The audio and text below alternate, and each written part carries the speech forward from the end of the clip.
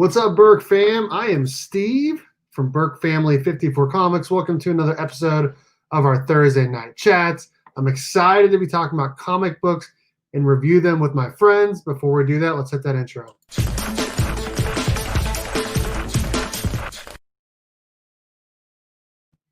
All right, and I'm excited to bring in some of my co-hosts. It's always the same group. We got Ryan, also known as the New Guy. What's up, man? Hey, what's up, man? How's it going? It's been a busy week, and the weather's changed a lot, so it's been kind of a weird week, weirder than usual at least, so I'm ready to talk about some comics. Dude, me too. I'm excited to talk about some comics. I need to turn my volume up because I can hardly hear you there. Next up, we got Adrian, Pandawesome316. What's up, man? What's going on, everybody? How's everybody doing tonight? Dude, we are doing well, man. We are doing well. Finally, the Last Ronin is here. I know. Finally here. We can talk about it. I'm excited. We got a lot of people up in the chat already. Before we do that, I would like to say thank you to our sponsor of our Thursday night chat. We have comic_book_pressing on Instagram. Protect your comic book investment for as little as $10 by pressing it with comic_book_pressing on Instagram. He presses all tiers and grades of books, and make sure you use my promo code BURK54 to get free shipping back to you. Again, every single one of my Thursday night chats is brought to you by comic_book_pressing on Instagram. And also, thank you to my channel members. Family tier, we got Ruben, Legion of Comics, The Cover Collector, Mike V, Deep Dive Comics, Lost 6792, Comic Book Poser, and Selwyn Collectibles Lounge. And our friend tier, we got DJ Links. And thank you also to our supporter tier. We got Panda, we got Austin, we got Two Bros, we got all sorts of people supporting the channel. Dave from Mark Spector Comics. Thank you to everyone that's supporting the channel. And thank you to everyone that's been joining us so far. We got lots of people up in the chat. Just want to say hi to everyone. Ruben, first one here. What's up, man? Isaiah, what's up, dude? How's it going? Ryan, what's up? What's up?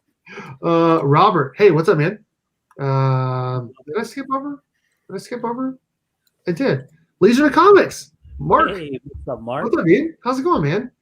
Oh, dude, I want to get to it here in a second, but we got a super chat already. John Leon from the 616 Comics, which I want to talk about your page here in just a minute. I know.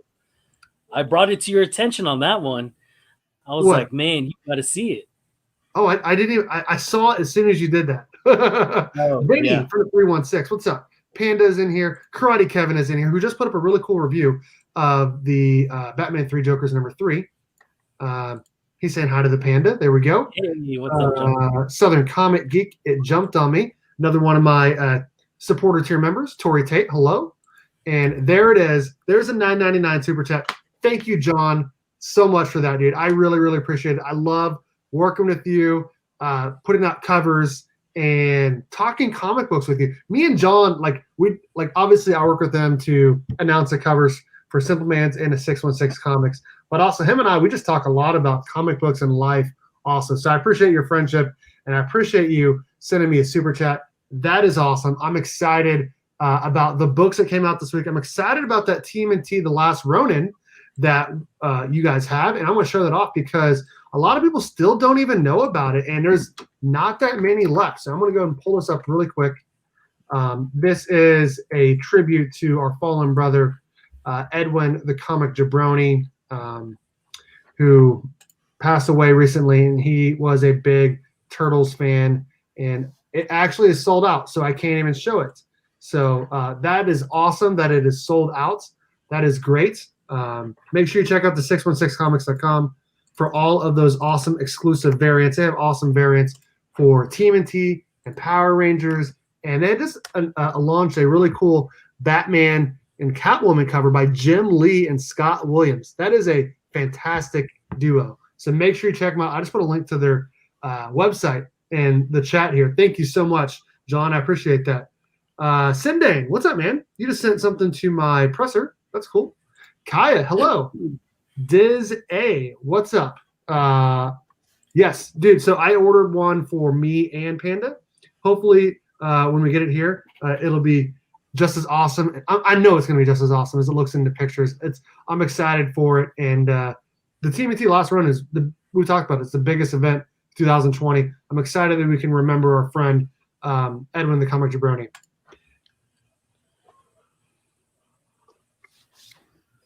Oh man, dang, dude! I heard a lot of shops got shafted with TMNT stuff, so that sucks. Dang. Jeez. I'm sorry, man. Hopefully Diamond makes it right. And I will say, shout out to one two Comic Talk, Kevin. He ordered that TMNT 110 ratio bundle with every single book, the exclusives, all 3 exclusives, and then the regular cover and the variant and the 1 of 10, because that was supposed to be actually the cover that was going to be announced by Edwin. So if anyone did not know, I'm going to pull this up really quick just because this is a TMNT week. I don't want to start off sad, but we do want to make sure we remember our fallen brother, Edwin, who was an awesome member of this community, a big Turtles fan, and he was super excited about TMNT The Last Ronin. So, Edwin, we love you. We miss you, man, and we're never going to forget you. That's for sure. Dang. Kind of makes me sad just talking about it. So, I don't. Yeah, no. And so close to the release of probably the biggest turtle event since the original, you know. That's why I had to throw in my TMNT Club shirt, man. I was honestly gonna wear it. You guys know I was gonna wear it tomorrow for like Halloween, but it didn't feel right to try to wear this shirt as a costume. I have another TMNT shirt I'm gonna wear. Yeah. Rest in peace, Edwin, man. It's really sad. Dang. Diamond didn't make it right. Dude, I'm sorry, man. Wow. That blows, dude. From what I understand, they were supposed to get a lot of shops were supposed to get more of the Last Ronin covers, and they didn't get all of them. Like my shop didn't. Chino Comics More didn't get there enough, and it just a lot of shops did not get there. So that sucks, man. Yeah, I'm wearing sleeves tonight for Edwin for sure. Really? Dang, dude. I'm sorry. Make sure you check out the 616 Comics though, because they have some pretty awesome books. They have the exclusive for Drakkon New Dawn #3, which we're going to talk about tonight. First appearance of the Shattered on the cover. They're the only people on the planet to have the first appearance of the Shattered on the cover. It's a virgin cover by Steve Morris, $24.99, limited to 500 copies. They got one for TMNT 110, 111, Power Rangers #1, and Mighty Morphin #1, which comes out next week. I am super excited about the relaunch. We got 2 really awesome books written by Ryan Parrott. The art is 10 times better than what we saw in the Mighty Morphin line from 51 through 55. Really, probably even before that, Daniele, honestly. The new art is awesome. I'm really excited about it. Yes, sleeves. Sleeves tonight. Okay. All right. We are 2 part of the show where we're going to show off what books we grabbed this week. I really enjoyed the finals. We'll talk about that. We'll talk about that. I'm going to show off what books I grabbed this week. I always go first. Obviously, I will say this.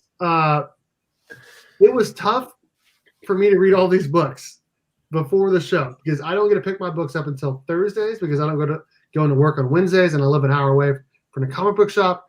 So I didn't read all of them, but I did read the ones that we were going to be talking about tonight. So first up, obviously, I already showed it off. TMNT, The Last Ronin, #1. I got the exclusive coming from the 616 Comics with the Rest in Peace Jabroni on there. I'm excited about it. This one's like a 9/8 candidate for sure. So I'm definitely not going to open it. I read it digitally, and it was really good. And I think we should review that first. And then... You want to review Ronin first? Don't you think? Don't you think? No, we should wait? Okay. That should be the ending. Okay, we can end with that. Drakkon New Dawn, #3. The foil variant by Gani Montez of the Drakkon helmets. Pretty cool. Yeah, see, everyone's saying, okay, cool. No, that's not what happened. No, I didn't kick him off the show. dude, I sent him the link. But Dustin is more than welcome anytime he wants to come on, dude. I sent him the link. Dustin's my brother. He's always welcome on my channel anytime. I always will send him the link. He's got other things going on, man. His channel's blowing up, and there are a lot of things going on outside of just a YouTube channel. So I understand your question, but no, I love Dustin. He's always welcome, and he can come on whenever he wants. Yeah, plus Dustin wasn't able to come on anyways because of the hurricane cutting out his power. Dude, he doesn't have any power at his house for like the next 3 days. Yeah. So, Drakkon New Dawn number 3, foil cover. This was from Panda. I don't know. Should I open this tonight? Should I open this tonight? Later? Maybe. I have not read the last one, and I haven't read this one yet. The last one was the one shot of Robin King. I haven't read the new guy yet. Got him. Got him. Dude, okay, I've been trying to get a subscription to Two Brothers Comics channel for a while. Something's wrong with my freaking Google Pay. They want me to upload like 3 different forms of ID so I can put in a new card in there, and I just don't feel comfortable doing that. But I guess I need to because they've been sending me a whole bunch of super chats, and I owe them like a lot. So make sure you check out Two Brothers Comics. They are really close to 1,700 subscribers. They're awesome people. Dustin and Nick do a great job on their channel, announcing covers for the 616, doing live shows, doing all sorts of reviews, CGC unboxings, all of that. Make sure you check them out. And Dustin is not lame. He's my brother. Rise of the New God. Like I said, I haven't read the Robin King that came out last week yet, but I'm excited to read this and that when I get a chance. I have not yet read Flash yet either, which Ryan told me it's not as good, which I'm expecting it to be not as good, but I'm hoping that I told you. I told you why that happened. I told you why that happened.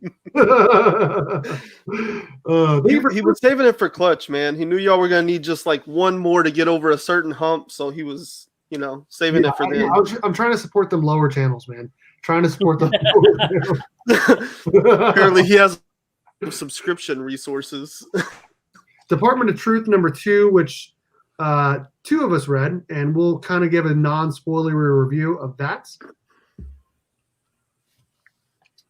And this is my second favorite read of the week. Batman 3 Jokers number 3. I've heard very divisive thoughts on that. I loved it. Loved it. All right. Rhino. Well, I haven't picked anything up this week.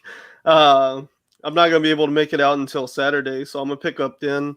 But a lot of what you went over, to be honest, I'm looking for Drakkon New Dawn.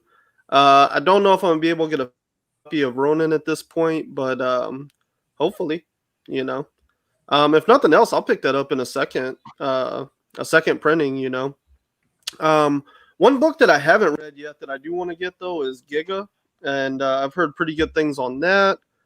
And then trying to remember what else was on my list. Wait, so Rhino, you didn't get Last Ronin? Did you read it? Yeah, I've read it. I didn't get a copy yet.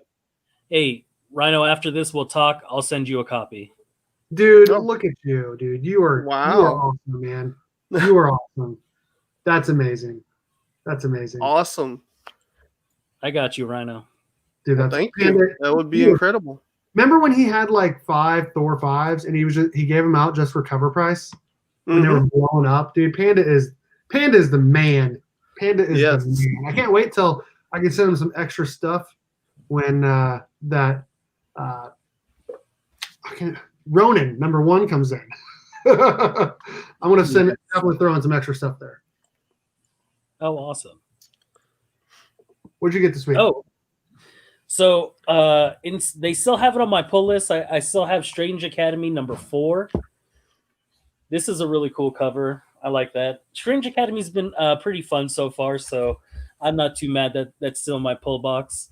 I got that Rise of the New God. Didn't get a chance to read this, but I'll give it a read. And I got that Spawn 311. And if you guys are all I looking love for that. covers, I got more of them as well. Love This it. was not as hard to find as I thought it was going to be, because a lot of the hype was more towards The Last Ronin this week. So this book was really easy to find. Then I've got that New Dawn #3, that foil cover. Got that Department of Truth. Spoiler, Ooh. I didn't read it. That is a I was- spoiler cover. That is a spoiler cover. Is it? Okay. It is, but you won't know it until you Really read it. like it. Okay. All right. So I'm excited to read Department of Truth #2. Love the first one. Then I also got that Batman 3 Jokers, which I'll give my opinion about it later. They did save the show. They did save the show. What's up, Lasso? And I got, what's up, Lasso? I got Last Ronin, the cover A. Got the 1 in 10. And I also got the 1 in 25 as well. Dude, that is amazing. You were showing those off on Instagram, and I was like super jealous, dude. That's awesome. Oh, dude. I love my LCS. If you guys are ever here in Wichita, and Steve met those guys are awesome. Over at Hero Haven in Wichita, Kansas. It's an amazing place. I love that place. They've got Funko Pops galore. So if you guys ever make it to Kansas, let me show you around, and let me show you to my my local comic book shop. What's up, Samuel? Dude, that's awesome. Is that it? Yeah, that was it. Which one of those covers is your favorite? Oh, Of by the far, three. the one Eastman in variant. The Yeah. one in Oh yeah. I like the cover homage to Dark Knight. So Yes. I mean, I don't know how we got away with it, but I don't know either. I'm just really glad that it's there. Because he's Kevin Eastman. Because Eastman did it. I know, right? Panda was showing some fire, dude. Eastman show. Hey, really quick, I do want to give a shout out to Legion of Comics, who bought the 616 Comics Power Rangers 55 variant. That's awesome. Pretty cool. I know of a few others that didn't make a video yet, but that also ordered it. So that's what's up. Hashtag Team Panda, dude. As soon as I can add some more emojis, I need 5 more people to join, and then I can add some emojis. I'll do a Team Panda, Team Ryan, Team Dustin, Team Burke. So for now, you're gonna have to settle with that turtle emoji, turtle power, which we'll talk about. But I do like the hat.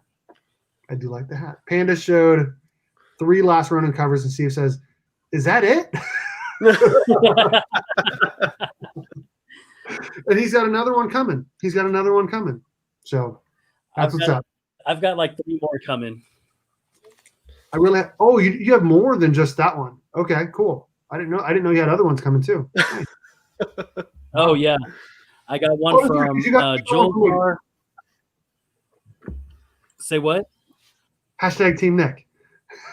I was going to say I was going to assume that it was a Joel's Art book that you got from them as well. Yeah, I got one from Joel's Art, and then I also got one from Sanctum Sanctorium. Okay. And there's one more that I'm missing. I can't remember. I knew I was going to get like 7 or 8 covers of this book alone. This is we talked. Me and you talked on the phone the other day, where this is like once, and we do actually talk on the phone sometimes. I text these guys or I call them sometimes. But me and Panda were talking. We're like, this is a once in a possibly generation type book. So yeah. Well, I was just really excited because this was the first time that Eastman and Laird were going to they were going to work together for a long time. So yeah, I was already prepared to get every single incentive cover. Like I've already talked to my LCS about getting that thank you variant when it comes out in December. Ooh, but 71 covers is crazy. Which, by the way, shout out to 616 Comics for making it onto the actual comic book that came out that was mass produced with this cover A, because that was amazing to see their name, in the back pages with all 71 covers that were there. So it was really cool to see them and Joel's art. every single book will have the cover that has the Rest in Peace Jabroni in it. Every single book. That's really cool. That's like as a person that loves Edwin and Turtle. Yeah, exactly. We talked about that the other day, and it's just amazing that mass-produced book Edwin the Comic Jabroni is going to be everywhere. Whether or not you got that cover or not, it's been immortalized in the back pages. He's there. He made it. And so shout out to 616 for getting that cover, because otherwise I don't know how else he would have made it into the book. But to show off all 71 covers. So. For sure. And shout out to Simple Mans for working with the 616 to make sure that happened too. That's really, really, really cool. Should I open this right now? Should I open this, or should I do a video of Hunter? You pick. No, go ahead. Okay. All right. So Panda sent me something in the mail, and I don't know what it is. I really do not know what it is. And he's like, yeah, you can open it whenever you want. So I'm gonna open it right now. I'm gonna mute and I'm gonna let these guys talk as I make a lot of noise. So.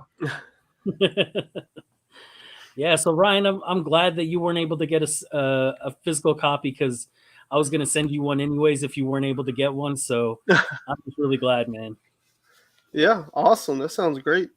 I definitely appreciate it, because they're pretty rare down here from what I hear so far too. Oh yeah, my LCS hooked me up and I was able to secure a couple copies. So I got a couple extras. I got one for me to read, and then a couple more. And, I wanted to hook everybody up as much as possible that wasn't able to get their own copy and whatnot. So, I mean, you're top of my list, bro. I want to say really quick that shout out to Panda. On the label, it doesn't say Adrian in his last name. It says Adrian Panda. Yeah. That is amazing. How else are you supposed to know it's me? Yeah, right. Who else would know Adrian? I know your last name. I'm not going to say it. But. Yeah. You remember when your name on YouTube used to be your full name, and you had the banana X-Men logo, and then you went to the turtle logo, which was the Funko Pop Mikey, and then we designed your logo. Yeah, until you designed my logo for me. Until you redesigned the whole thing. You designed the whole thing. No, I may have drawn a turtle, but you helped me out big time. I just put what you created together. That's all I did. Yeah. Dude, this is a fat stack of stuff, man. Mm-hmm. You'll see why. Look at that. Okay, all right. There's a note on top. I'm going to read the note. This is an unboxing A-OK from Panda. Go ahead, make yourself big. Okay. If you insist. Okay. If you insist, I like to be front and center. No big deal. I hooked up Tappy at the logo too, which another thing. He pretty much just told me what he wanted, and I just typed it in. How much did that know? What's up, man? What's up, Ryan? So his last name is Panda. Okay, sorry, I'm getting to this. Okay, so this is a note from Adrian Pandawesome316. # Burke Nasty forever. Thanks for being such a good friend, man. I wanted to throw this trade into your Burke box. It's a story that we have enjoyed, and hopefully the winner will enjoy as well. The rest is for you, my friend. I hope you enjoy, bro. Panda.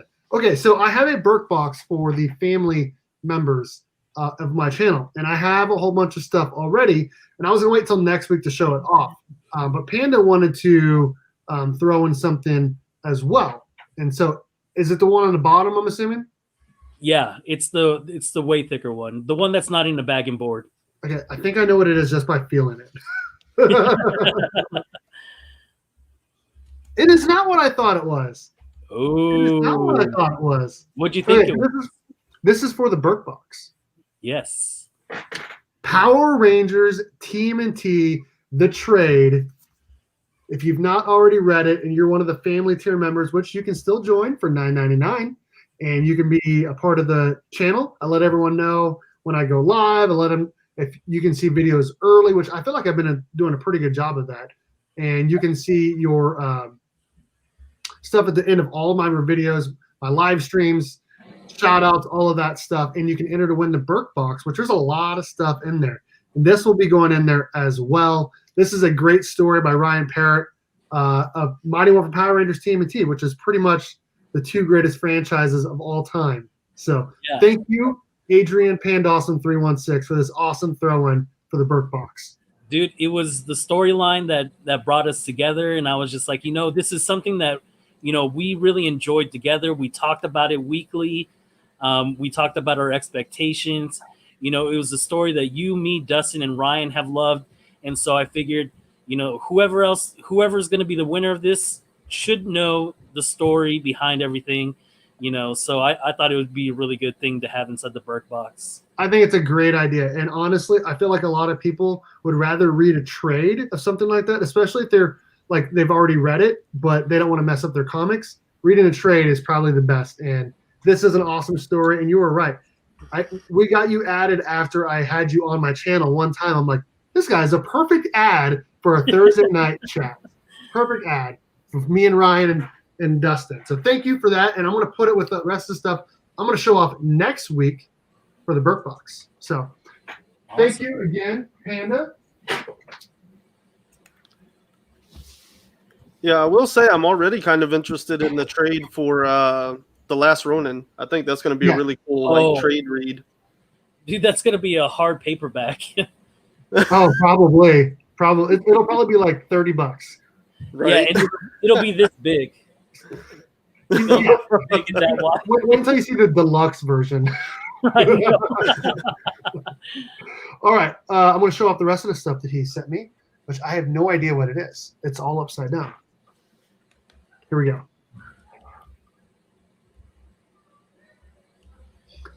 Upside down. This is Crisis on Infinite Earths number 12, first appearance of Wally West as the Flash. That was the one that I thought is way nicer grade. Like the other one I have is a reader's copy. This is beautiful, dude. That was the one that I thought you were going to end up with last. Because that was the last one that I wanted. That was on top. That was on top. So now that was on top. That was on top. So let me. Surprise! That was the biggest one that I wanted to give you. I've had that inside my PC for a little bit, and so I was like, "This is perfect." I don't collect anything Flash, and so anything Flash, I'm just like, goes to Burke. Dude, and I knew exactly what it was as soon as I saw it. First appearance of Wally West as the Flash in the Flash suit. Immediately following that is the Wally West Flash number 1. Okay, so that was I got a peek at one of the books here. I didn't mean to.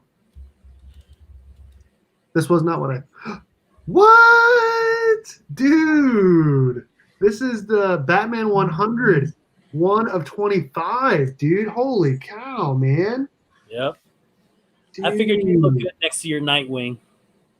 Yes, it will look good next to my Nightwing when I send it in to CGC. Right? What's up, baby? What are you doing? Just grabbing some drinks? Yeah, for tomorrow. You want to come on camera? No, look at me.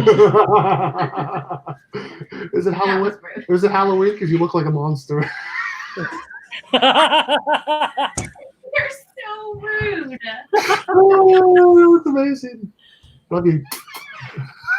That's not very family friendly. Okay, thank you again. Batman 100, 1 of 25 from the Dream Sequence Batman in that sweet, awesome suit. Pretty sick. Rest in peace, Burke. Now I have 2 copies of this. Flash number 750, the Boss Logic Boss cover, virgin, beautiful goodness. This is amazing. Well, when we were talking, you were talking about sending yours to CGC, and I was like, well, it looks like he needs another one. That is true. That is true. I am thinking about getting sending it to CGC, and now I have 2. Thank you, Adrian Pandawesome316. Wash hands, wash hands, wash hands. We got 3 more here. Man, I don't want to mess these up, so where do I put them? Let's put them right here. Pretty long unboxing here. Sorry about that, Ryan.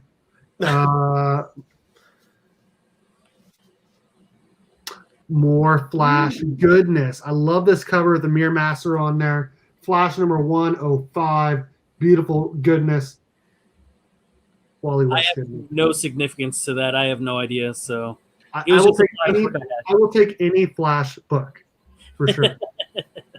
Okay, good. I have some Flash books intermixed in there. I think the next one is like 110. So like this, it's obviously the second volume of Flash. Ooh, Yeah. I like this. I like this one. Flash number 2, the fastest man alive. This is Bart Allen as the Flash. Yep. Pretty sick. Love that cover. I've not read issue 2, so I'm excited to read this. First issue, Jay Garrett got mad at him for using too much of the Speed Force. Yeah. All right, and last one, yes, thank you. Yeah, we talked about Jabroni at the beginning. That's why I'm wearing sleeves. I do like. Oh shoot! Okay, here we go. Another Flash book. Thank you. 101, dude. Nice. Awesome Flash goodness. Thank you, Adrian Pandawesome316, for the awesome AOK. Pretty awesome stuff. I'm excited about all of them. Probably those. I mean, obviously, I'm going to show off those 3. First Wally West as Flash, Crisis on Infinite Earths number 12, which I'm actually looking for number 3 and 4 still. So someone has 3 and 4, let me know. Those are the only 2 I'm missing for the whole run. And then the Batman 100, 1 and 25. Nice. And then obviously the Boss Logic Flash 750 Virgin variant. Beautiful goodness. Thank you, Adrian Pandawesome316, for some awesome stuff, dude. You rock. You rock. I liked it. You rocked it, bro. Thank you so much. Thank you to the 20 people hanging out. We have yet to review a comic book. We've been on for 30 minutes. Panda is the king of giving AOKs. He is. He really, really is. And he's gonna get one back as soon as I get my Ronin. So.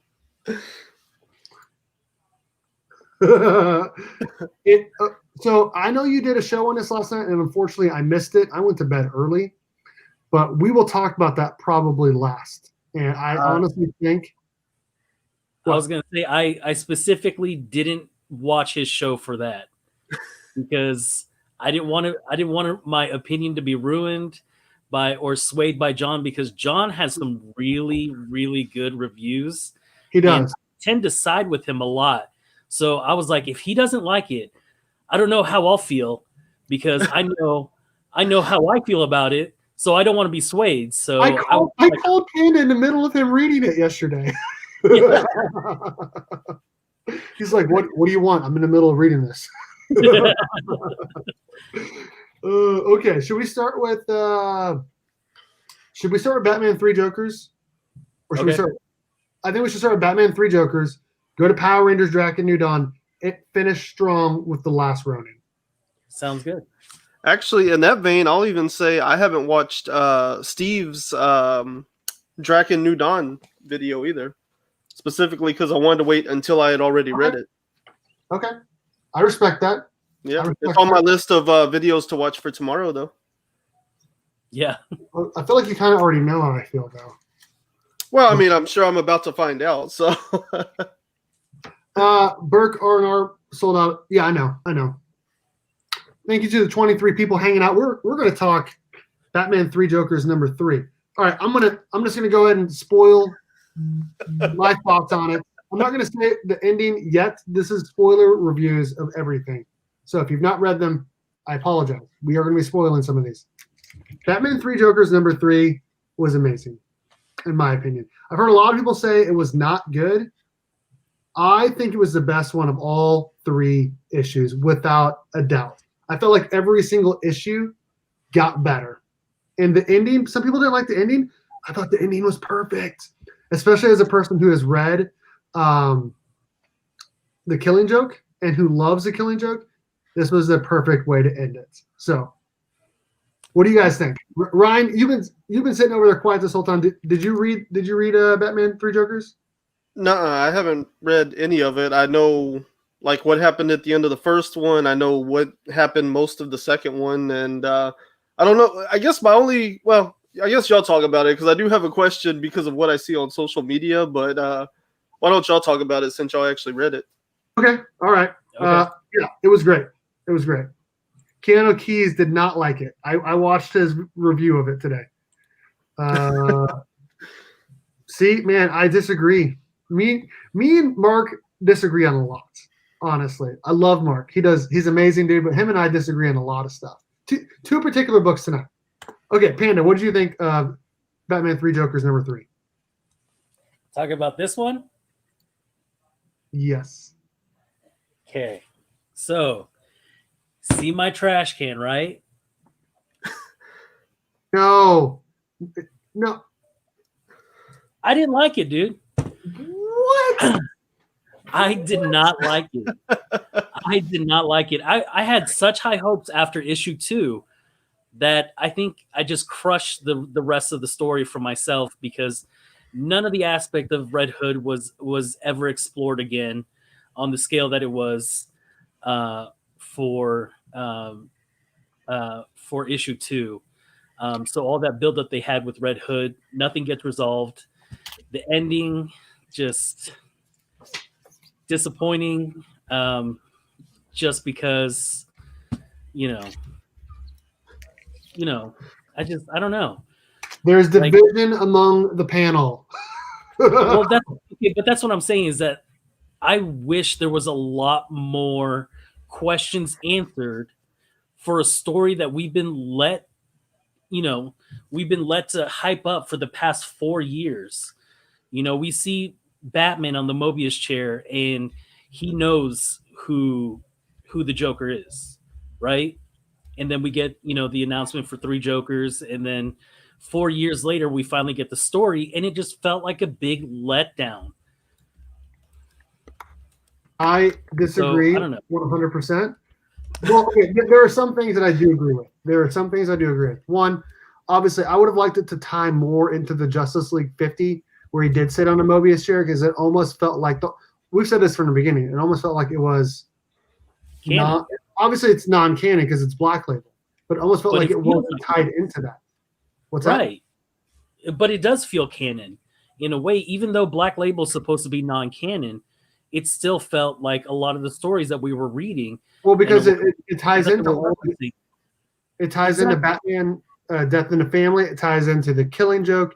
It ties into even that last issue. It tied, like, if you looked at the art, it tied into the Batman New 52 Death in the Family, where his face is all super weird. Here's what I'm going to say. I disagree. I thought it was great.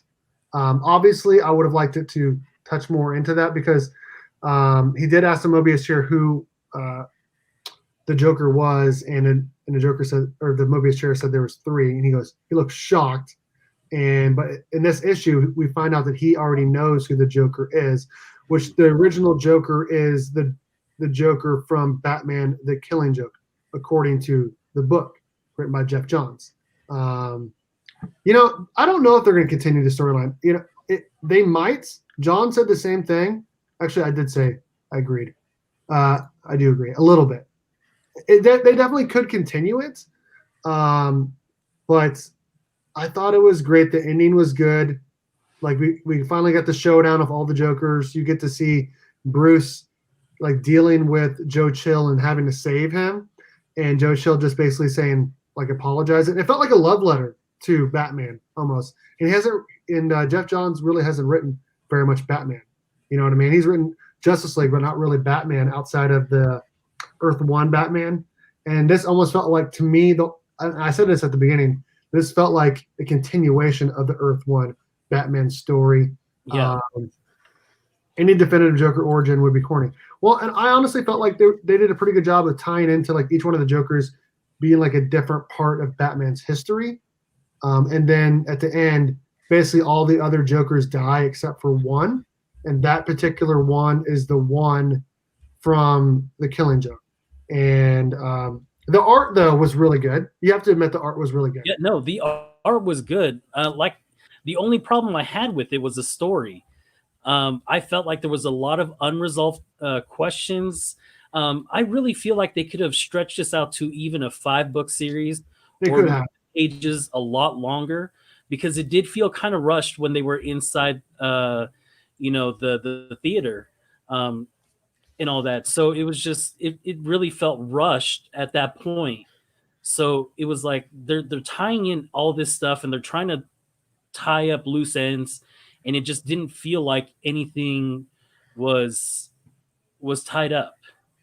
It left a lot of open-ended questions for Well, me. there's only one Joker left now. Right, but at the same time, who was the original Joker? How did he create the other Jokers? Why? Who were the other 2 Jokers?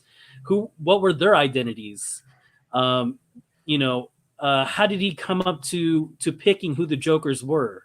So basically, what I got out of the story was that they created the Jokers the same way they created all those crazy Joker people in the story. They just used their toxin to just create them. And whoever was the strongest one survived it and becomes a Joker. Joker. Sure, yeah. But they also kind of explained that the identity of the Joker did not matter. But of the other ones, the only one that mattered was the origin of the Batman the Killing Joke one. That is the only origin to Jeff Johns that matters. And I get that because that's one of my favorite stories. But it's like a role-playing game. You play all these side missions to get to the very final story. Those side missions all tie into the big main story. These side missions of who the other Jokers were seemed incomplete. Like the origin story belongs to those guys too. True. Like they're not just throwaway people. Like they were main 3 guys. Only one of them being the original, right? True. The comedian. But it made me want to know more about the other 2. I can't even remember what their names were. The comedian, the criminal and criminal, and I want to say the clown. Is that the other one? Yeah, the clown. Yeah, the clown was the one that first died, or that got killed by Jason Todd. Jason Todd, which I honestly love the way that they portrayed Jason Todd in this. We actually get like a more emotional Jason Todd in this, right? Which I didn't think they explored enough in this issue. That's why I really liked issue 2, was because they made Jason Todd, the Red Hood, a little bit more in depth. You know what I mean? Like it seemed like there was a lot more substance to him than just all the death and killing, because Batman won't do it. You know what I mean? He will not. And they seemed like they were accepting of him killing that one Joker. Yeah. So, I thought it was good. I thought I enjoyed it. I don't know if anyone noticed at the very end, Batgirl said "Dad" to Commissioner Gordon, and up to that point, I believe that he didn't know that she was Batgirl. So, but it's non-canon, so it doesn't really matter. So, right.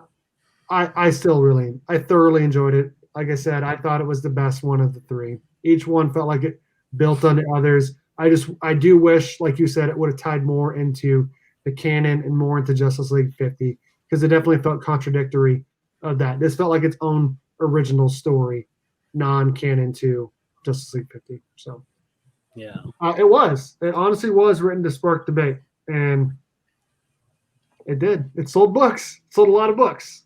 A lot of books. So I definitely give it 1, 2, and then 3 happened. It wasn't the kind of ending that I was expecting, and not that it was in a good way either. I wanted more definitive answers rather than an open-ended, well, his name really doesn't matter. I don't give a crap. We're the 4th wall. Break the 4th wall or something, and just let us know his name is this. But you don't have to say anything, Alfred.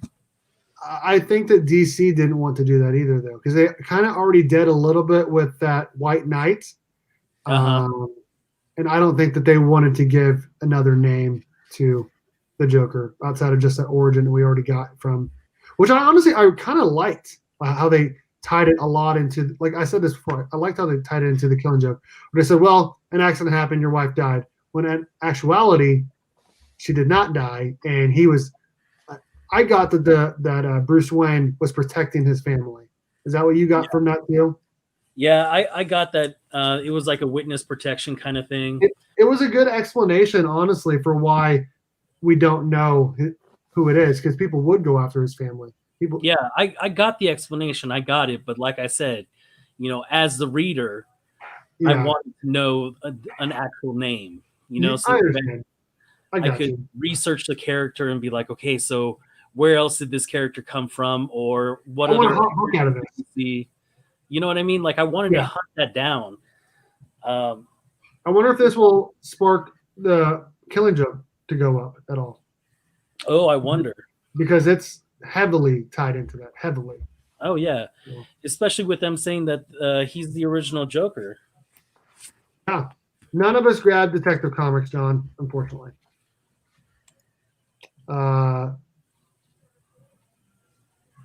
Yeah, I think I was one of the few people that liked it. I thought it was really good, but at least Panda's not throwing books this time. Yeah, that is still the only book that I don't have the foil cover for, 51. So. I can send you mine. Okay, should we do a real quick non-spoiler review of the Department of Truth? Yeah, go ahead. Okay, go ahead, Ryan. Try to do non-spoiler for Panda. And then just like tosses it to me. Okay, all right. You know what? I'll let you gather your thoughts. I'll talk first then. The Department of Truth #2 came out this week, written by James Tynion IV. It was definitely heavily tied to the first issue. I can't get over the art. I hate the art with a passion. I hate it. I will not. This is the last Department of Truth I'm going to pick up. I hated the art that much. And also, I'm not a big horror films guy. And this is definitely like a very horror films type book. Like if you read it, like if you read the preview of it, like the first few sentences or whatever, that's what the book is about. And I did not like it. I like the happy feeling I get when I read Power Rangers and Ninja Turtles. I don't like the non-happy feeling I got after I read this. So I didn't like it. But it also kind of tied a little. There was a little bit of Men in Black talk in here too, which I thought was cool. But that's like the only thing I liked about the book. That's the last one I'm going to read that because I hated it. So Ryan probably loved it. I liked it. I will say I don't think I liked it as much as the first one. The first one was better. Yeah, and I can see a lot of people really dropping off with this one. Like it had a pretty decent release, but I can see a lot of people dropping off after this one. The art is still what it is. So if you like it, you'll probably still like it. If you didn't, then you probably still won't. But this one, the art is a little more abstract than what you got in the first one. The first one had this like very carefully constructed narrative, and the art was a little less abstract. And then in this book, it got very like abstract and introspective, and it really dealt directly with one character. And so it did feel like a different book, but I still like it. And I like that it kind of broke away from like a mainstream conspiracy. Because that was the one thing I didn't like about the first one. It was like, here's all the surface things that everybody's talking about right now.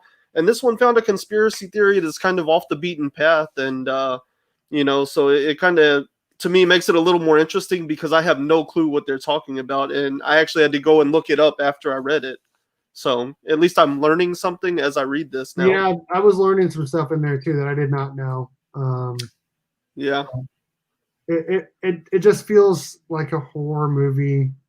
It's just yeah, this one definitely had more horror vibes. Like whenever he's in the hallways and all that stuff, it's like, and whenever he's seeing the man with the star face and stuff, like it's very like horror-esque how it's just like these big abstract like hovering figures and stuff. I did like a lot of the characters that we met in this one though.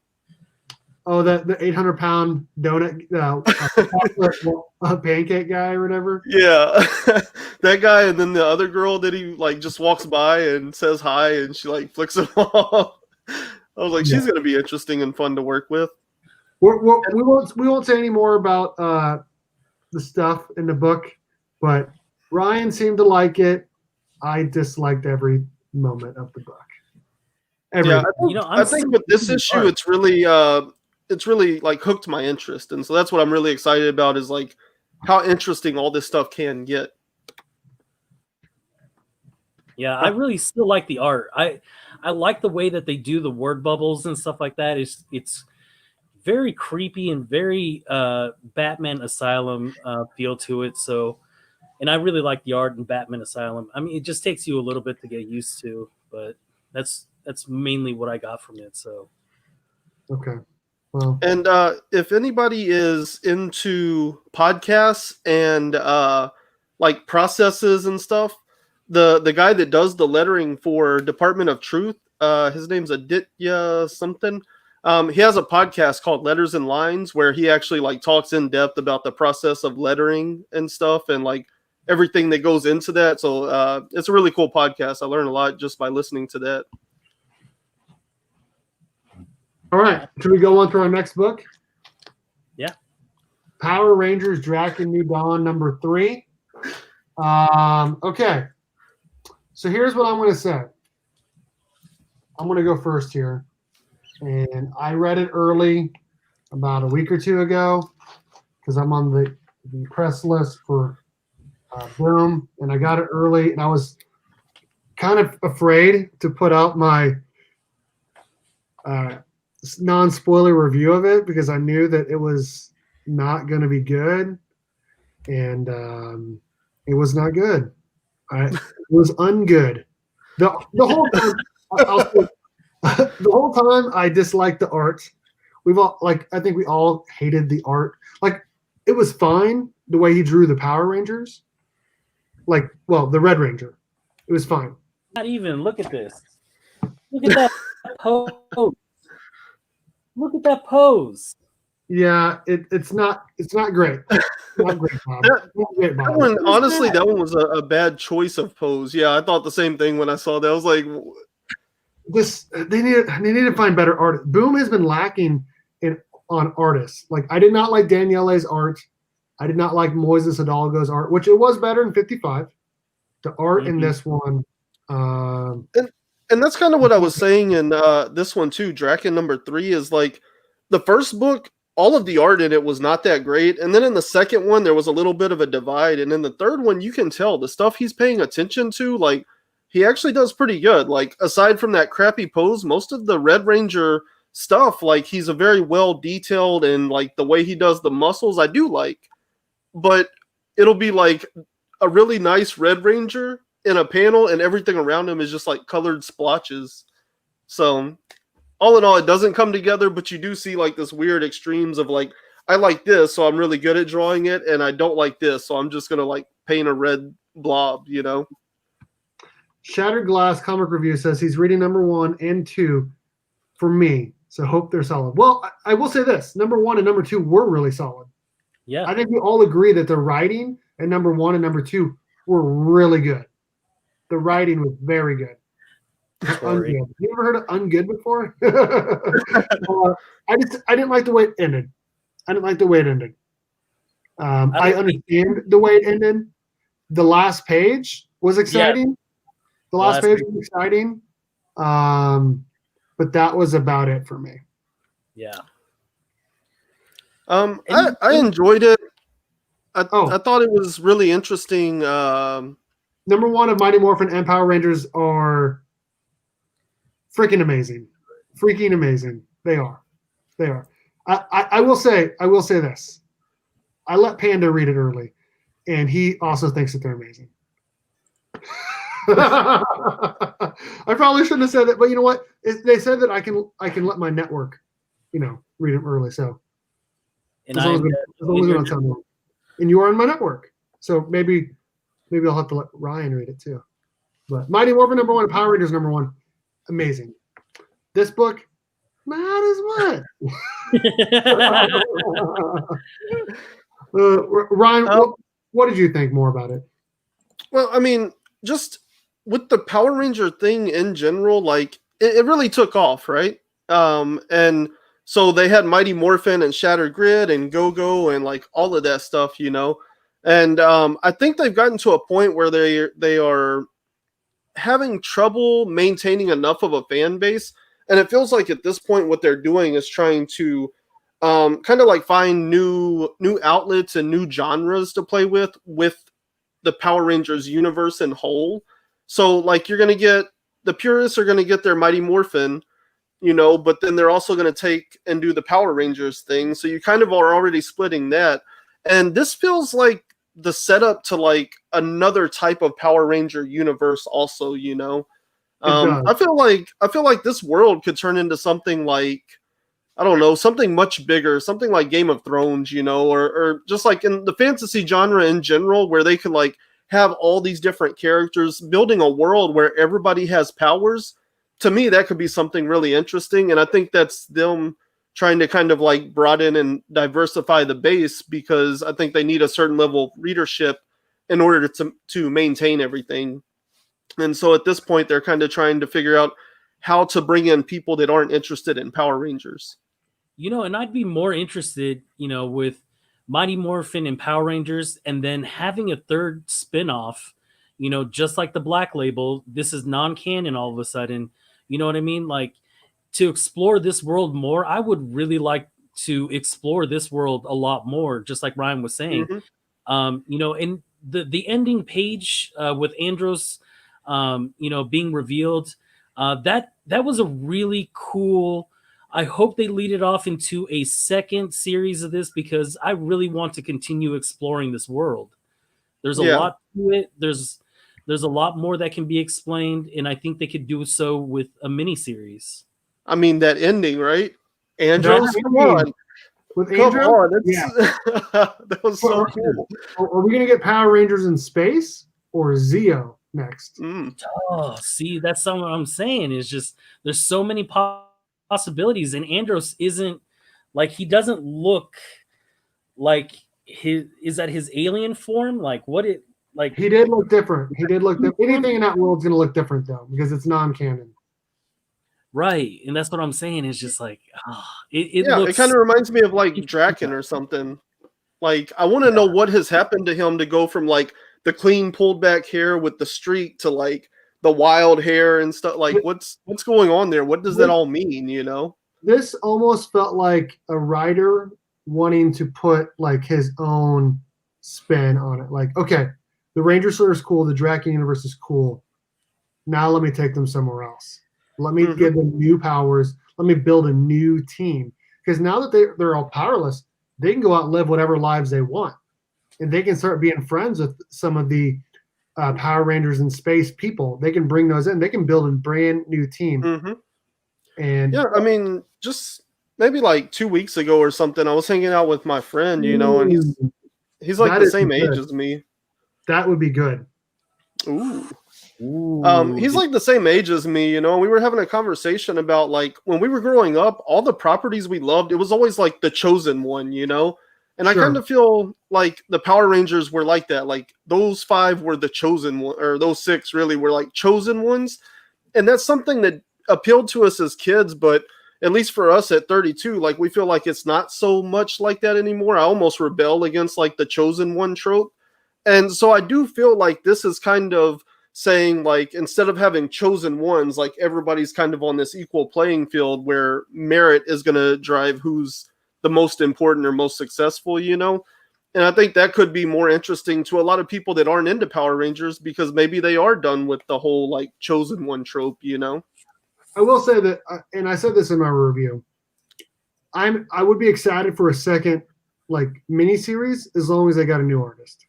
Yeah, because I did think the writing overall was good. I would have liked it to end a different way, but now thinking about it, I do think the reason it ended that way is so he can put his own mark on it and change teams. Because I do think, I mean, we're all Mighty Morphin fans, but I do think a lot of people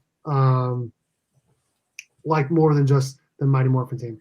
So Panda, I'm assuming you like pandas. I collect pandas. And do you know they have comics that are made by DC that are Peter Panda? It's just a little obsession of mine. I did not know that, Mrs. Flash. I did not know that. I did not. Congrats on the marriage. Congrats on the baby. Yes, congrats. Hopefully you guys are getting enough sleep. I doubt that. But I hope so too. I hope so too. I remember it only lasts the first 5 years, 6 years. However old my daughter is, that's how long it Yeah. lasts. I was gonna say Oh my my God. is 13, so 13, yeah. Really? They still Yeah. come to your bed? Wow. Say what? They still come to your bed at night sometimes? No, they're 13. Oh, she's not sleeping very well. She's teething. Darn it. Oh yeah. What That's is a tough time. that? Robert. Oh, shoot. My Yeah. almost 3-year-old's going through this phase now where she's like real like clingy and stuff. Ugh, Oh, true. Yeah. like I will say this. After talking with you guys about it and hearing Legion of Comics, Adventures of Mark and Finn, Mark talked about it. I do actually think there is more potential going forward. I wanted a regular team, not an army team in that Yeah. issue. Does that make sense? Obviously, like I wanted the regular Power Rangers. I'm a Power Rangers fan. I wanted a regular team, not an army. But I thought it was. I will say they totally foreshadowed. I don't want to say like exactly the end, but I kind of knew where it was going at the beginning of this book. Whenever Jason says, just take your coins and morph or whatever, and everything will be back to normal.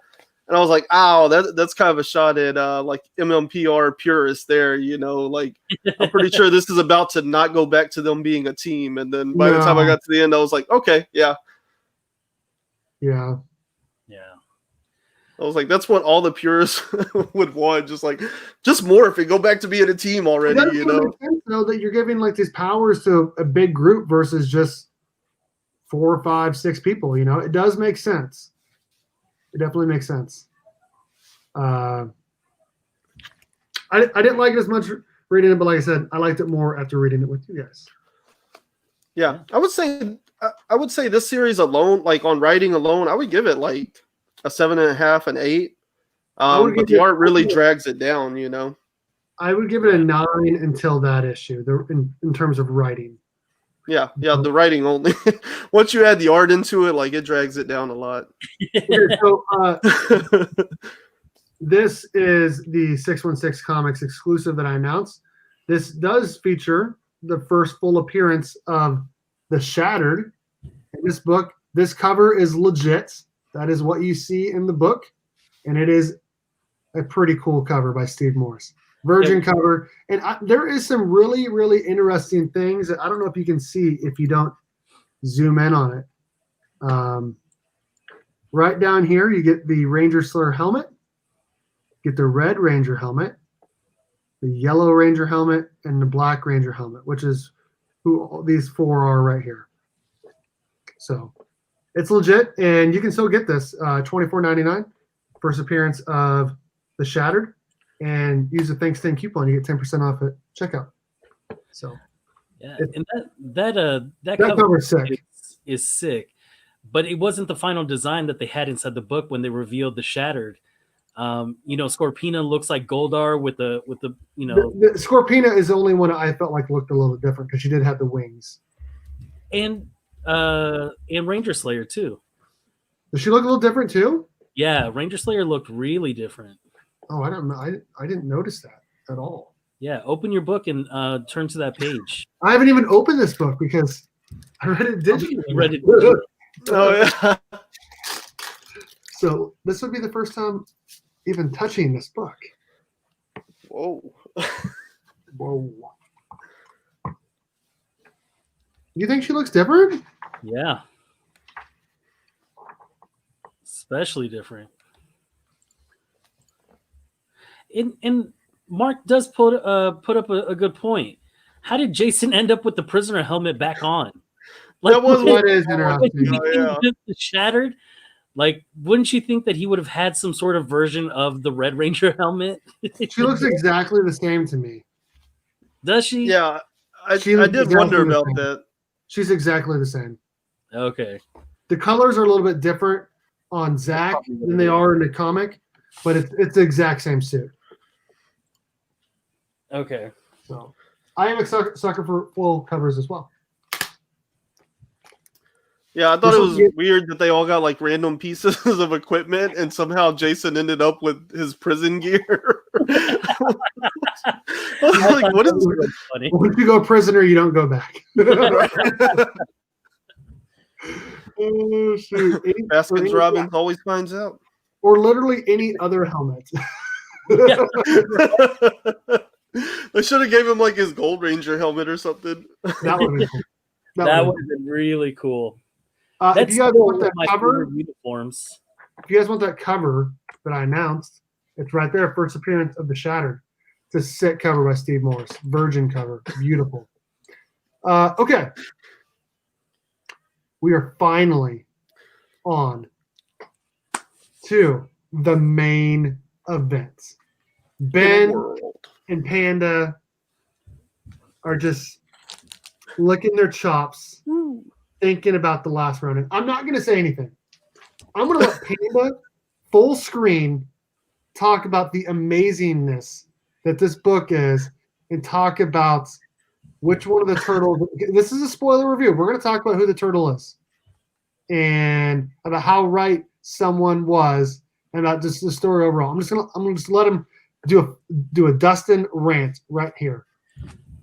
Dude, I don't know if I can do it as well as Dustin, but let me start off with the things that I did not like, okay? Because there were some things that I did not like.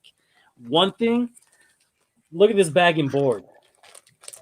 Look how much room I still have left because of the unconventional size that this Last Ronin is.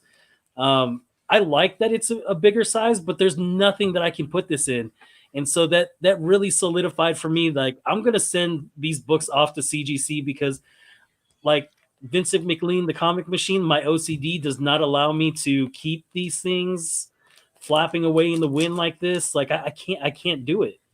So I have to send them in so this way they're out of the way. But, you know, the things that I did really like, the cardstock feel to the actual book itself. Did you feel it, Steve? I felt it through the bag. I didn't want to touch it. You didn't want to smudge it, yeah.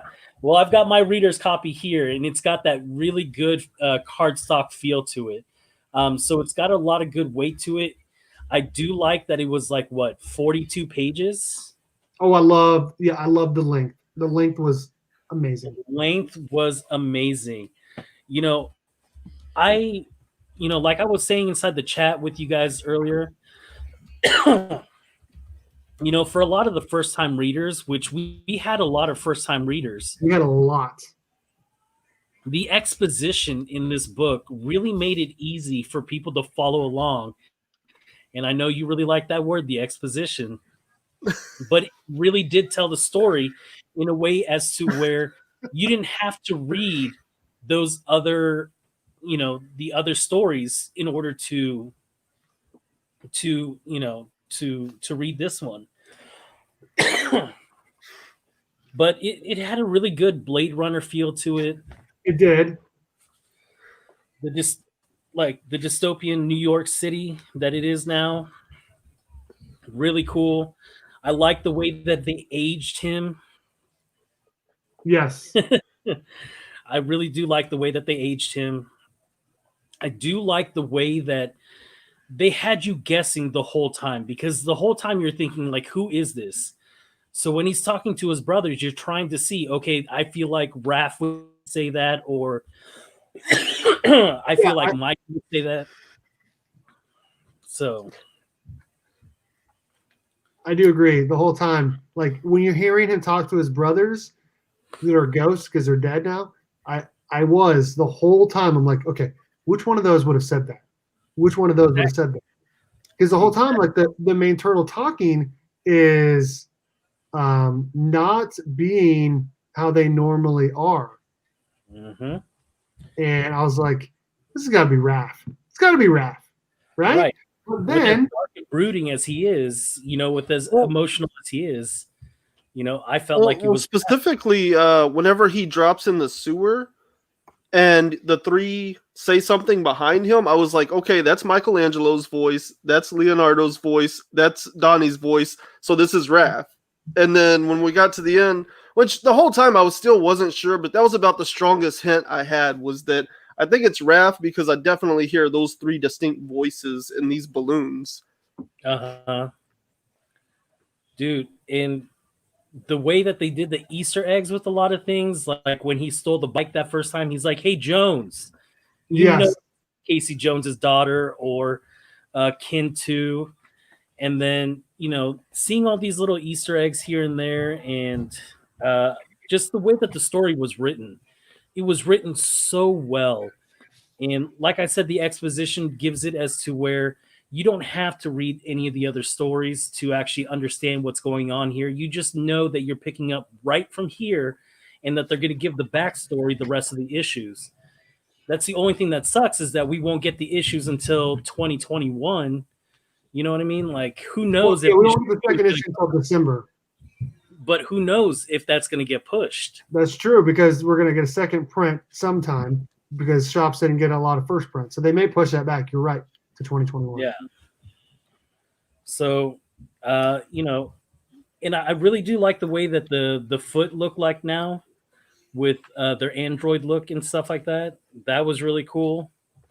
And just the way that it made you feel like the old Kevin Eastman, dirty, gritty feel to it. Like this is what I really wanted. You know what I mean?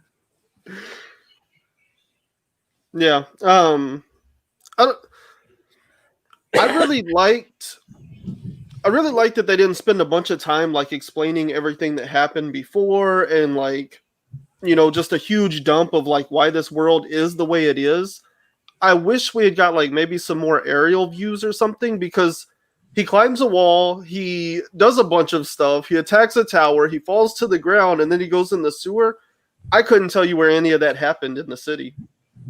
Like, yeah. I have no clue like how far it was from when he climbed the wall to getting to that tower. Like, how far away was that? It felt forever far, but it also felt like he just jumped the wall. It was there too, So like, I like that they didn't spend a bunch of time trying to build this world. Like, we needed to know all of that up front, but I do wish they had given us a little bit better like sense of layout, So John asked a great question. Was everyone happy or not happy that we found out in issue 1? Before I answer that, I gotta say, I have to give props to IDW Publishing for not letting that leak. That is a huge, huge spoiler. Like, beyond on the last page, I'm surprised that it did not get leaked. Yeah. But my answer to that would be, I would have liked to find out in issue 2 or 3.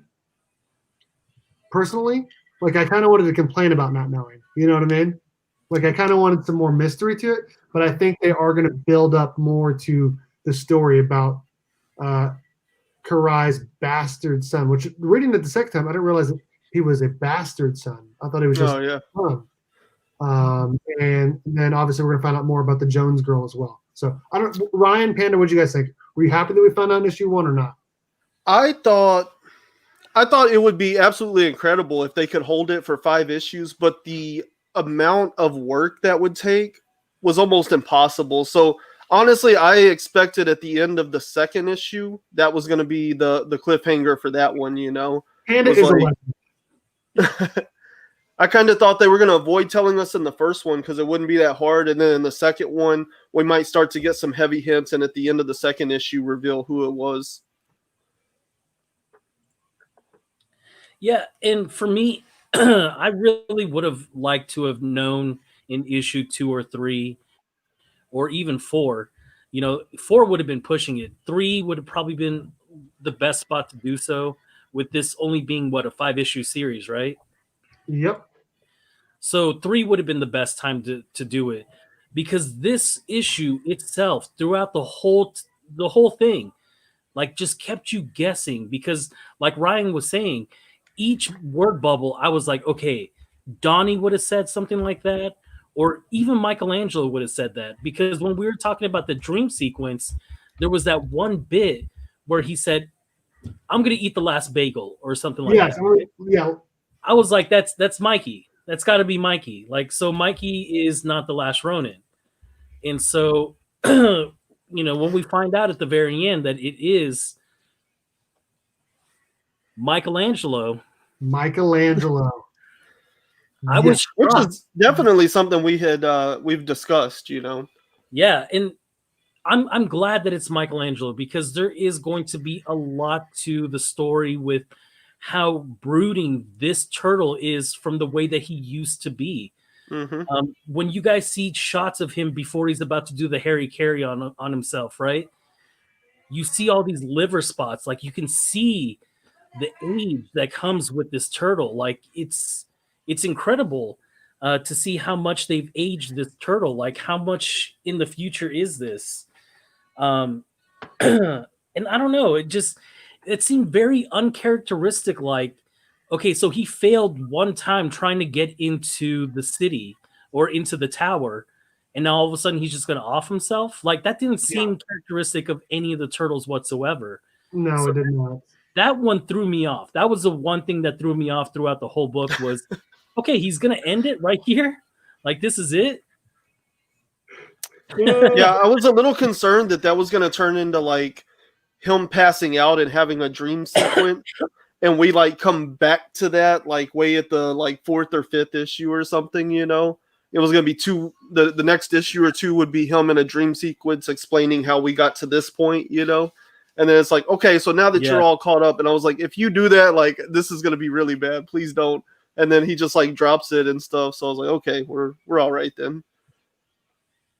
Did you guys like? And I'm really glad they didn't do it that way. Yeah. Did you guys like the art? Because I will say, I thought the art looked fine in the ash can, but having read the new Last Ronin with the new artist, I have to say the art is significantly better. You What think do you it's guys- significantly better? Like, for me, I would have liked to have seen what the version of the ash can would have been for the whole issue versus what we actually got. You know what I mean?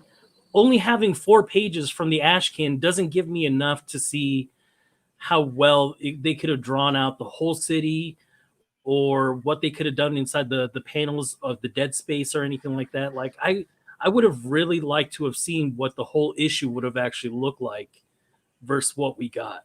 Well, I will say I felt like he looked like when he's turning to the side in that cover, he does kind of look like a monster versus a turtle on this cover. I will say I thought it looked fine at first, but like I said, after looking at it, I do like that they changed the artist. So I might have saw some of the ash can, but I definitely didn't touch one or read the whole thing. So it's hard for me to compare. What I will say is I really like the art style, and I think it looks great. And this might just be because I read the digital copy, but I wanted it to like look and feel and like have a grittier texture to it. And at least on the digital version, it just feels like somebody drew The Dark Knight Returns, but like in a really smooth, polished way. And I wish there was just like a little bit more grit to it. I thought it was fine. I thought the art was fine. All overall color. Oh, yeah. I like the art. I'm not complaining about the art whatsoever. I just really would have liked to have compared something more than just 4 More pages. than 4 pages, yeah. Yeah. Well, yeah. But otherwise, I really enjoyed the art in this book, and I really liked the way that the turtles were drawn. I really liked the way that the shadows had played. Just everything really seemed dark and gritty like I wanted it, and it just seemed like a really dark dystopian future. Like, the setting was there, you know? So I really felt like that was spot on. Did the book live up to the 6-month hype? Not to Ryan. I think it did too. I think it did. To me, it fell just a little bit short because I think like the single character, like first person narrative is just like driving action. And while that's great, I would have really liked a B plot or something to kind of break it all up and expand everything out a little more. And so I do kind of hope that we get that in the next one, maybe with April getting involved and this Jones character coming in. Maybe we will get multiple back and forth perspectives and get like a B plot in the next couple of issues. Starting out, this one, I mean, it's good, but I don't know. It just felt a little lackluster because it was almost like a Michael Bay movie where it's just like always moving, you know? And I wish it had just like slowed down a little bit, maybe at like 1 or 2 spots in there and gave us a little more substance in it. Okay. I thought it lived up to the hype 100%. I thought it delivered on every angle, even down to the details about how he used every single one of his brother's weapons except his own. Which I was like, I was going through this, I was like, he never uses nunchucks. Yeah, Like- he used tongas. Yeah, he used everything. Yeah, you except- don't even really see him until he lays all the weapons out. That is the only time you see him in the whole book. Was when he lays Mhm. it down. And I was like, okay, that's weird. Maybe that's who it is. The whole time I'm still like, he's not talking like Mikey. He's talking like Raph. Which I Yeah. do know he's not a teenager anymore. He's just a mutant turtle, as he's called multiple times in the book. So And the thing I liked about this was exploring the mind of a person who has lost everything, his family, his friends, yes. due to some traumatic experience. And if you know anything about traumatic experiences, they have long-lasting effects on you. And to see his mind splinter off into these hallucinations of his own brothers talking to him throughout the whole time, because the whole time he's talking, he's even telling them to shut up. Yep. I mean, so he's talking to them just like they're right there. So, you know, and to see that this character is now this dark, brooding, not the party dude anymore. He is this dark, brooding person. Really goes on to the whole aspect of depression, because depression can really change your personality. It's not something that you can just simply snap out of. So to have something so traumatic splinter off into what happens with his consciousness, I mean, it really shows how affected Michelangelo has been to his own character, that Yep. all that would happen. And so now we have this Michelangelo that's with us now. So I think it was a really good choice in Michelangelo, because you wouldn't have seen so much of a character growth with I don't think with any other. I agree. Yeah, the Yeah. character development swing on the Mikey we know and the Mikey we're meeting is so broad. Like, there's so much there that has to have happened and needs to like be explained. You know, Yeah. I think like if it had been Raph, like I don't know, he would just be really angry. You know, Leo Yeah. would be very like tactical. No way it would have been Donatello. Like, I knew that from the beginning. It was not gonna be at all. Yeah, but to give us Mikey, like, it makes sense because like the level of swing that is, the amount of information in there is plenty of room to touch on every other turtle and what happened with them, you know? Yeah. Dude, and what Ben was saying earlier with how April looked, I thought April looked beat the F up. Like She did. like She did look bad. Father Time was not kind to her whatsoever. But it was so cool. Kind of like I was saying about Batman, you know, like the artist did a really good job of aging, you know? Yeah. And did you guys notice that she had a gigantic scar on her left face or left cheek, left face? Like she's got more than one face. Left cheek, left cheek, left They're cheek. bleeding over into Department of Truth. Oh, yes. I got my Mikey shirt and everything. Never would have seen that coming in 1,000 years, right? Oh shoot! Yeah, no, I think we're all kind of glad to see it's Mikey, because I think Ryan even said this. Ryan, are you frozen? Oh, no. Ryan is frozen. Greatest Papa, no. No. I do want to say I think Ryan said that Mikey would be the biggest. Maybe we all agreed. I can't remember. I felt like it was Ryan that said it. Mikey would be the biggest underdog of of all of them. Definitely would be the biggest underdog. And I know that. Oh, there he is. There you are. Are you still there? Boom, I'm back. Woo. We were just saying, I felt like you were the one who said that Mikey would be the biggest underdog of all of them. Yeah, well, I mean, I you. think that was kind of a consensus by most of us, yeah. But Yeah. yeah, I think that's that's probably the most story to be told here, For sure. Definitely the most story to tell. And I totally see what Michael's saying here too. Like, I'm sorry, but if they do that, I am out. Like, it better not be I don't know. That's such a crappy way to tell a story. Oh, What? April don't know who it really is and like messes it up. Like, no, that she don't knows work who for it me. is. Tom Taylor, or not Tom Taylor, Tom Waltz put on Twitter that it's Michelangelo. Oh, okay. Oh, Yeah. are you Some people were confused about the comma being there, and it's the comma separates a question from the noun, like very easily, And she wouldn't have known that he was talking to a ghost anyways. So very obvious that it was Michelangelo, without a doubt. Yeah. Had to tonight, man. Talking the Ronin. Yeah. Had to pull it out, dude. And I guess to highlight what Panda was saying about how like dark and gritty and gruesome this world is, I thought whenever he falls, it's kind of ridiculous. Like he lands all the way down there, he lands, and he even says like everything feels broken or something. Yeah. But then he's able to get up and walk away. That part was ridiculous. Like all that training we just saw him using, he should have been able to break his fall and say something that made a little more sense, like, ow, that really hurt. But to say everything feels broken, but then get up didn't really pay off. But all the blood dripping out of his mouth and stuff totally highlights like how gruesome this world is. To me, that was like a great cherry on the top at the end there, I guess, just showing like this is how bad things can get in this world. I'm going to say a couple things here. Number one, him about to commit suicide in the book is a callback to the first issue where they defeat Shredder. And they said you can either die or commit suicide, which is like I can't remember what they said. And get judged in the afterlife or something. So they said something about that, but that was a callback to the first issue.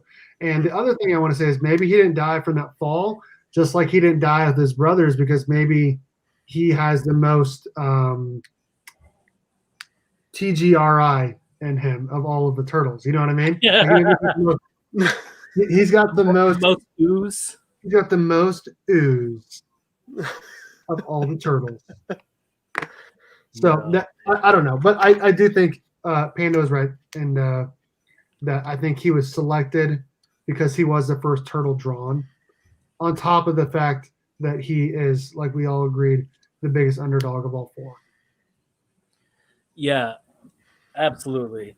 And how freaking awesome is it that we did get the jabroni cover on there? Yeah, right in there in every single book printed. Every one of them. And then there's that blank cover that Vinny was talking about from Obscurity. Is there... What is that? It's just a blank black cover. Why would someone pay for that? To get it signed or sketched on. Yeah, but shouldn't it be a blank white one for a sketch? Yeah, I don't know. No, they should have done a red one. Clayton Crane has those paint markers. If they had done a blank red one in that same color red, that would be pretty awesome. Dude, how cool would that be to get one done by Clayton Crane of The Last Ronin? And I don't get the reason why they put Justin Roiland's picture or his art on there. Otherwise, Justin Roiland, the guy that did Rick and Morty? Rick and Morty, he did a cover. Oh, yeah. Oh, really? I didn't even know that. It was that one right there. Yeah, the one right there. Wow. Yeah. I do not like that cover. I'm a big Rick and Morty fan, and I don't like this cover. Like, he had to have been like a really big TMNT fan in order to get on the list of just people to do a cover. Well, I mean, have you ever watched the Progenitor 2 Rick and Morty? Like, his art is garbage. He does great voices. He's a terrible artist. So going forward, what do we think is going to happen here? I think we're going to find out that obviously that Jones girl is April and Casey Jones's daughter, but I also think that Karai's son, the bastard son, is also Casey Jones's son. I think there's going to be a brother-sister thing going on there. Yeah, I totally got like a Star Wars brother-sister that don't really know they're connected kind of vibe out of all of that. But also, it's like they said it happened 10 years ago. How old were those kids 10 years ago? You know what I mean? It's supposed to be 10 years in the future. 10? So they had to been 10, 12, right. 14 And years that's old. why I was thinking, like, it doesn't really match up, but we don't know where we're at in the timeline anyways. So yeah, see, that was my thing. That was one thing about this is like I really don't understand how time is working here because like that was a cool for concept. them to be like grown up from kids and like the turtle to still be young enough to even move and be alive like that time, I don't know, that's a really big time gap of weirdness, you know. It's supposed to be 2040, which I don't think we're gonna have flying cars by 2040. Yeah, in 2040 we have flying cars. Right. That's not gonna happen. Exactly. The Jetsons took place in 1999. I really hope moving forward. What's that? The Jetsons took place in 1999. I was saying. Yeah. What were you saying, Panda? Moving forward, I really hope we find out what exactly or how the other turtles died and how he thought that Michelangelo was dead too, because that whole entire time he thought the fourth turtle was dead. So to find out the reveal for you know the grandson to find out that that turtle was alive, you know, he was just saying how is that possible and stuff like that. I think we're gonna get. I think here's what I agree with what you're saying. I think we're gonna get a whole issue on Hiroto, Karai's son. I think we're gonna get a whole issue on the Jones girl.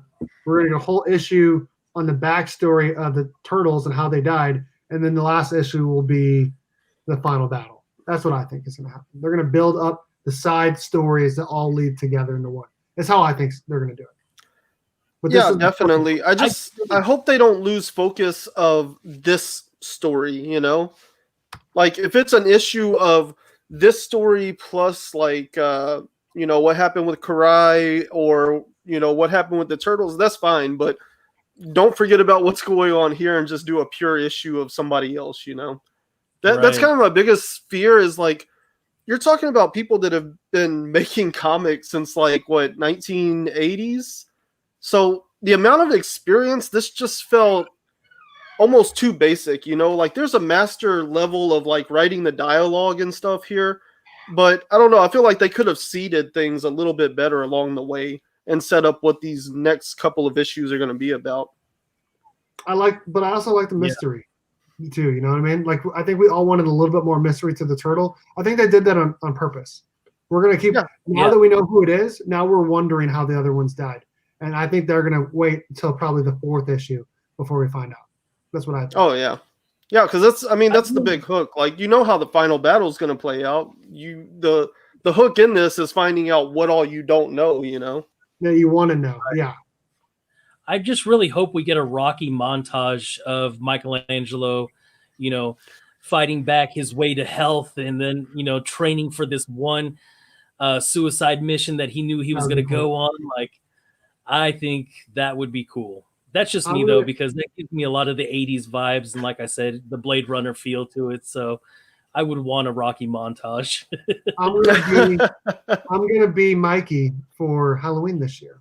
I'm just gonna wear a TMNT shirt, get the orange bandana, and I got some rubber nunchucks from back in the day when I used to do karate. So nice. That's what nice. They could do one shots for each of the characters.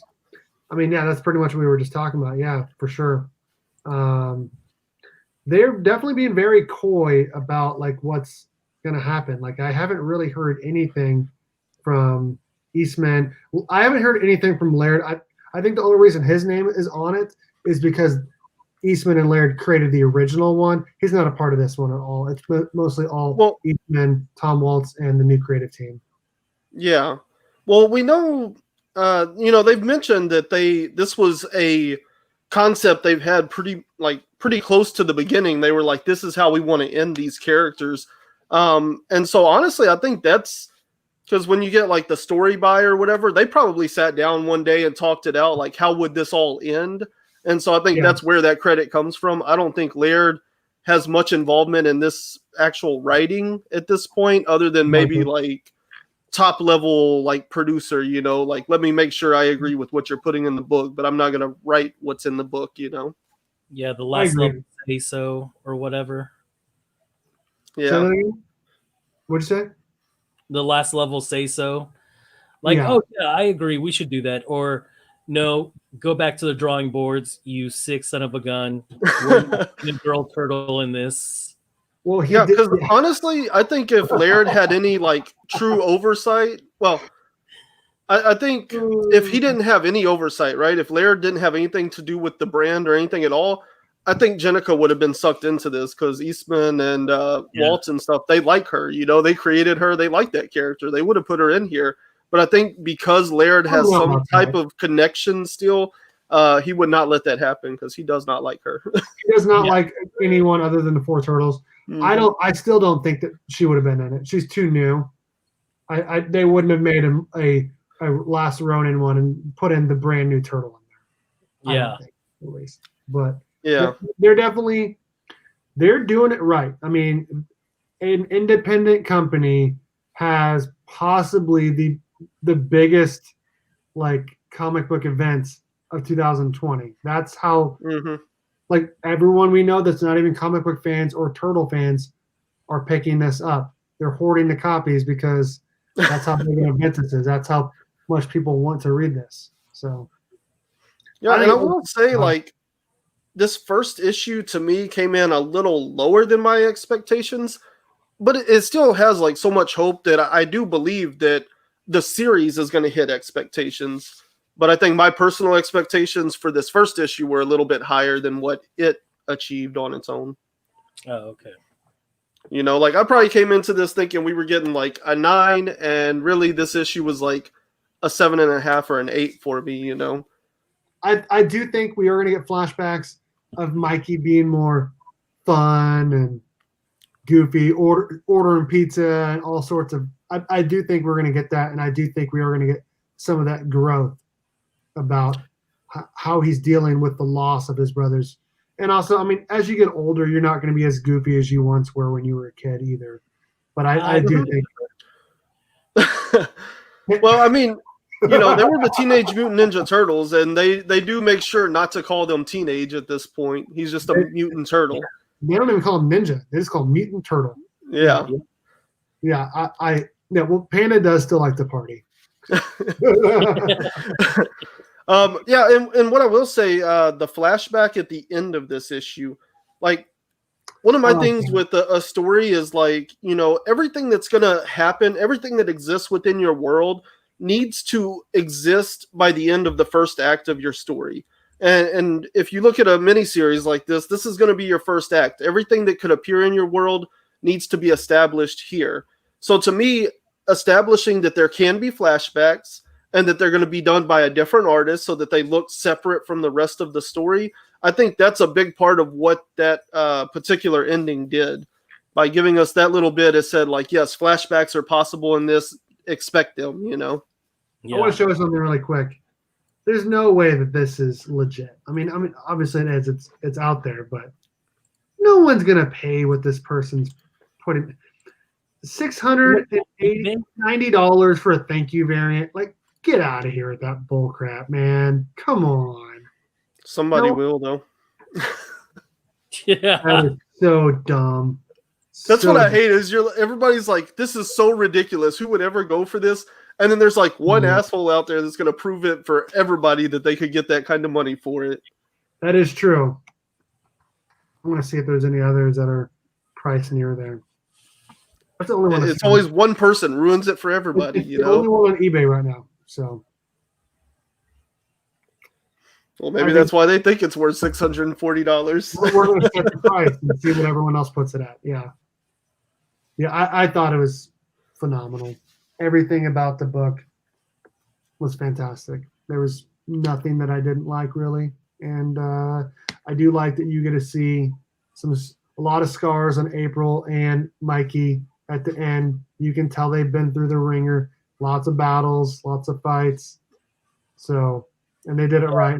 And I like the way they started. So I'm interested to see, the ride that they take us on, because I think it's going to be a fun time. And I really wish it was more than once every 2 months, which I'm sure that's going to get pushed back. Like Panda said, guaranteed going to get pushed back, because this got pushed back like 2 or 3 times. Yeah, I would never pay $600. No.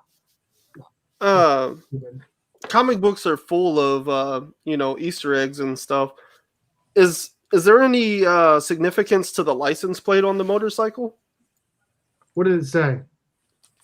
I think it says IK90 or LK90. But like none of the other motorcycles have a license plate, I don't think, except for that one shot when he's riding off, you see it. And so I was like, it's clear as day. It has to have some kind of relevance. No, can you see it? Yeah, I can see it. Unless it's like one of their kids or something.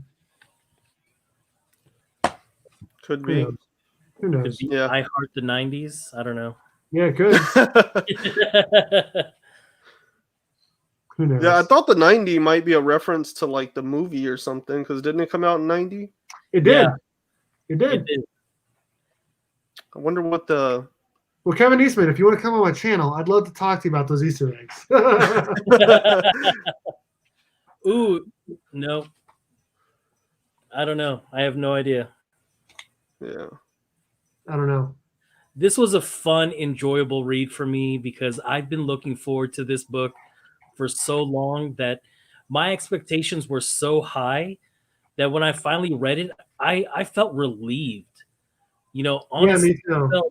I felt relieved that I finally got to read it, that the hype that I've been putting off onto this book lived up to the hype that I believed it would, and that I was right, that it was Mikey. And so that made me feel better. Yes, Austin, it made me feel so good and happy inside that I could rub it in everybody else's face and say, I was right. I was right. Yes. Yes. If you would have heard him right after he got done reading it, it was a man, pure joy. It was like better than when his first child was born. I don't think I thought it was a lot of fun. I did enjoy it. Say what? I said it was a lot of fun. I did enjoy it, Yeah.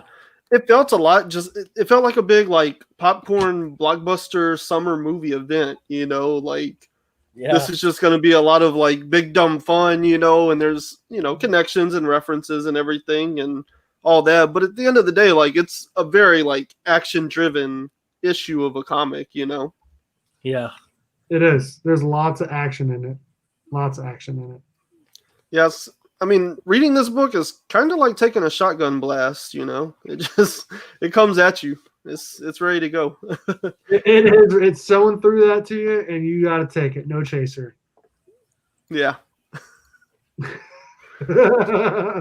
Oh, shoot. Man, we've been talking about this book for a long time. We must have really liked it. We've been talking about it for about 40 minutes now.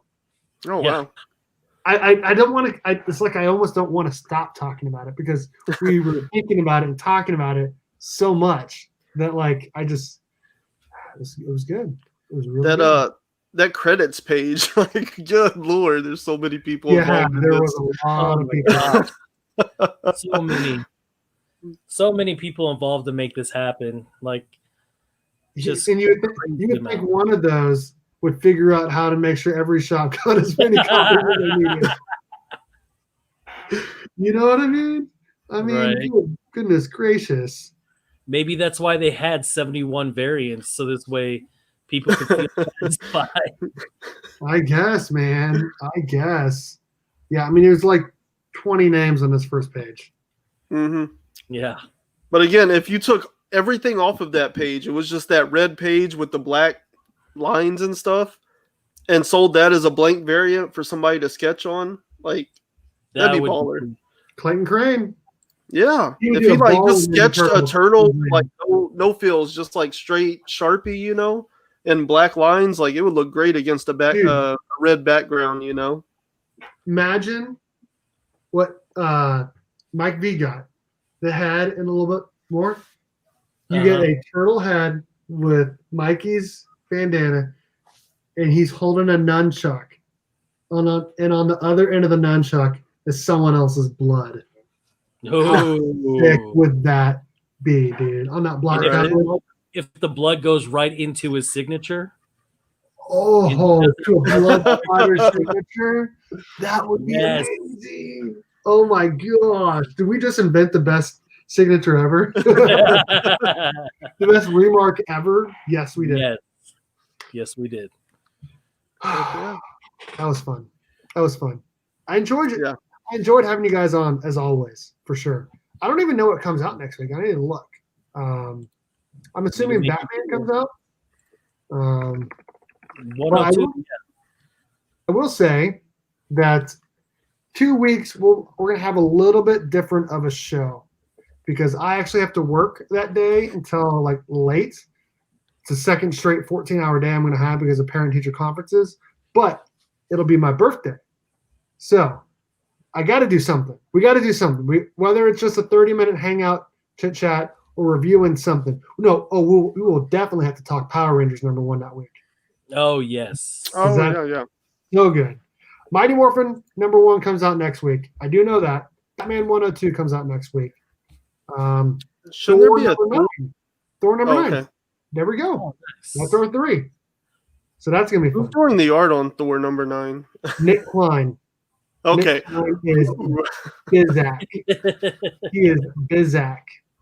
So I'm excited about that. Yeah. And Firepower. Dang. Oh, nice. Ooh. Wow, that's exciting.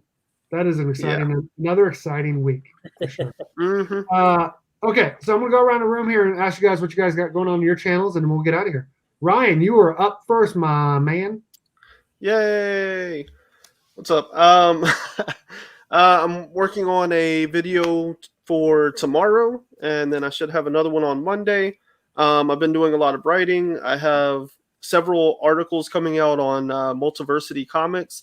So follow the link in my bio on Twitter or Instagram, and it's on YouTube as well. And you can find everything I do. Boom. Panda, what you got going on? So I just recently dropped a CGC haul video. So go back to my channel and go watch that. I also had an AOK from, or actually a mystery box that I just got in. And then this Sunday, I haven't done a live stream in a while, so I'm going to do a live stream on Sunday, doing my weekly mail call and hangout. Dude, nice. Maybe I'll have to get on there and I'll show off what books you sent me. Okay, sounds good. That'll be fun. I have some recorded videos already ready to go. I already put them out there for my friend and family tier members. I got a CGC haul tomorrow. It's a pretty big one. Got some pretty fire books. And then on Saturday, I got an exclusive comics haul from KRS Comics. There's just 2 books in there. That'll just be a little teaser. On Sunday is my 1,500 subscriber giveaway drawing. And I'll hang out for a little bit more, probably like 30 minutes or so. So if you've not already entered my 1,500 subscriber giveaway, you have until Saturday night at 11:59 to enter. So make sure you do that. 2 more days. And then I got a preview of Mighty Morphin #1 coming out. And then I'll probably do another unboxing or 2. And then my top picks of the week and all sorts of good stuff. And then our Thursday night chat again next week. So lots of good stuff coming out on the channel. I'm just putting in here what we're going to be reviewing next week. Thank you again, Ryan and Panda, as always, for joining us. I hope Dustin gets some power back soon. and he's always welcome to join. I hope he can come back, and because I know he would have loved to talk the Last Ronin with us tonight, based off of his videos he was sending us last night. Yeah. Thank you everyone in the chat for hanging out. We had around 20 people in the chat, 20 to 25 like the whole time. So I appreciate everyone for hanging out. It was a lot of fun. Thank you guys for hanging out. And as always, here I'm gonna go first. I'm gonna let Panda go last. So Ryan, I need you to do the. So Ryan's actually gonna go last. Ryan, you're gonna do. It's Morphin time, and I'm gonna say go Cats, and Panda's gonna say Cowabunga. Are you guys ready? Wait. So when do I go? You're gonna go last. Okay. Go Cats. Cowabunga. It's Morphin time. We see you guys later.